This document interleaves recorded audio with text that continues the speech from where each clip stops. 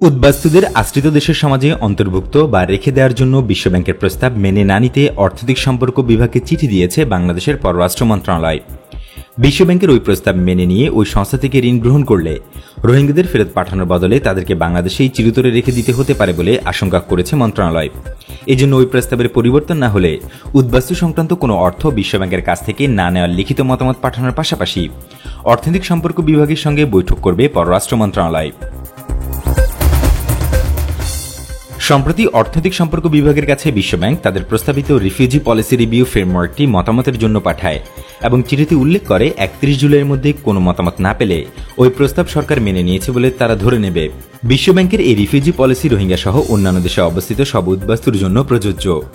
অর্থনৈতিক সম্পর্ক বিভাগ এ বিষয়ে পররাষ্ট্র মন্ত্রণালয়ের মতামত চাইলে নেতিবাচক মনোভাব পোষণ করে মন্ত্রণালয়। ওই বৈশ্বিক ফ্রেমওয়ার্কের 3টি উদ্দেশ্য হচ্ছে: প্রথমত, উদ্বাস্তু ও হোস্ট কমিউনিটির জন্য অর্থনৈতিক সুযোগ তৈরি করা; দ্বিতীয়ত, উদ্বাস্তুরা যে দেশে অবস্থান করছে সেই সমাজে অন্তর্ভুক্ত করে নেওয়া অথবা তাদের ফেরত পাঠানো; এবং তৃতীয়ত, দেশের সক্ষমতা বৃদ্ধি করা যাতে করে নতুন উদ্বাস্তুদের আশ্রয় দেওয়া সম্ভব হয়।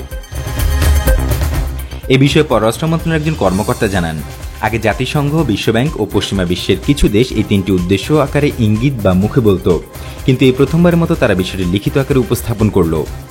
বিশ্বব্যাংকের প্রস্তাব মেনে নিলে রোহিঙ্গারা যে কোনো স্থানে চলাচল করতে পারবে, অর্থনৈতিক কর্মকাণ্ড অর্থাৎ শ্রমিক হিসেবে কাজ করতে পারবে বা ব্যবসা করতে পারবে। শুধু তাই না, তাদেরকে নিবন্ধনের আওতায় এনে সামাজিক পরিচয়পত্র দিতে হবে বলে জানান তিনি। রোহিঙ্গাদের জন্য সবচেয়ে বেশি সম্পদ ব্যয় করছে বাংলাদেশ এবং অন্যান্য অনেক দেশ তাদের দেখভালের জন্য জাতিসংঘকে অর্থ প্রদান করে। এই অর্থ প্রদানের পরিমাণ দিন দিন কমে আসছে এবং এর ফলে বাড়তি বোঝা বাংলাদেশের উপর চাপানোর একটি চেষ্টা আছে বিদেশিদের। এ বিষয়ে আরেকজন কর্মকর্তা জানান, বিদেশি অর্থদাতারা চাইছে রোহিঙ্গাদের উপার্জনের ব্যবস্থা যাতে করে নিজেদের ব্যয় তারা নিজেরাই মেটাতে পারে।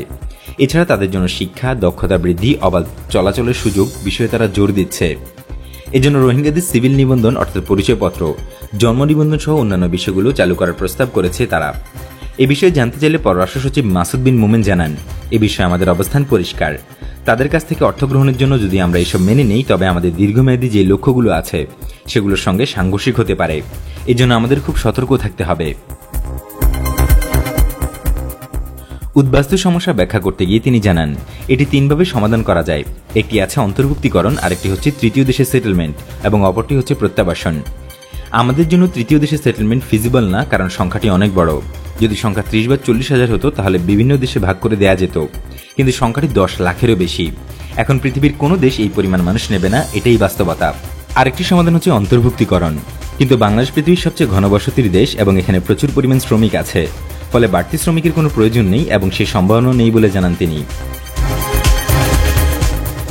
পররাষ্ট্র সচিব বলেন, সুতরাং আমাদের জন্য একমাত্র অপশন হচ্ছে তাদের নিজ ভূমিতে টেকসই ও সম্মানের সঙ্গে প্রত্যাবাসন। অন্তর্ভুক্তিকরণের বিষয়ে জাতিসংঘ বা বিশ্বব্যাংক চিন্তা করতে পারে, কিন্তু আমরা এটি করতে পারবো না এবং এটি তাদের বারবার স্মরণ করিয়ে দিতে হচ্ছে। গতবারই তারা আমাদেরকে যখন এই ধরনের ভাষা বা পয়েন্ট বলেছিল তখন তাদেরকে আমরা বলেছি যে এটি আমাদের পক্ষে সম্ভব নয়। পররাষ্ট্র সচিব জানান, আমাদের নজরে যেটি আসছে সেটি আমরা পয়েন্ট আউট করেছি এবং সংশ্লিষ্ট যারা আছে তাদেরকে বলেছি যে এই ধরনের শর্ত মানা আমাদের পক্ষে সম্ভব না। রোহিঙ্গাদের শিক্ষার বিষয়ে জানান, যদি দিতে হয় তাহলে মিয়ানমারের কারিকুলাম অনুযায়ী দিতে হবে, কারণ আমাদের লক্ষ্য হচ্ছে এই লোকগুলো মিয়ানমারে ফেরত যাওয়া। কিন্তু এমন কোন ধরনের শিক্ষা যেখানে আমাদের এখানে অন্তর্ভুক্তি হওয়ার কোনো সুযোগ থাকবে, এ ধরনের শিক্ষা আমরা দিতে চাই না। এখন সবাই চাচ্ছে উদীয়মান বাংলাদেশকে দমিয়ে রাখতে। বিশ্বব্যাংকের সাথে দ্রুত সব সম্পর্ক ছিন্ন করা উচিত। এরা যাকে ইচ্ছা তার উপর ছড়ে ঘুরাতে চায়। ওরা পারে না মিয়ানমারের উপর অর্থনৈতিক নিষেধাজ্ঞা আরোপ করতে। এত হ্যাডম থাকলে এটা করিয়ে দেখুক বিশ্বব্যাংক ও জাতিসংঘ।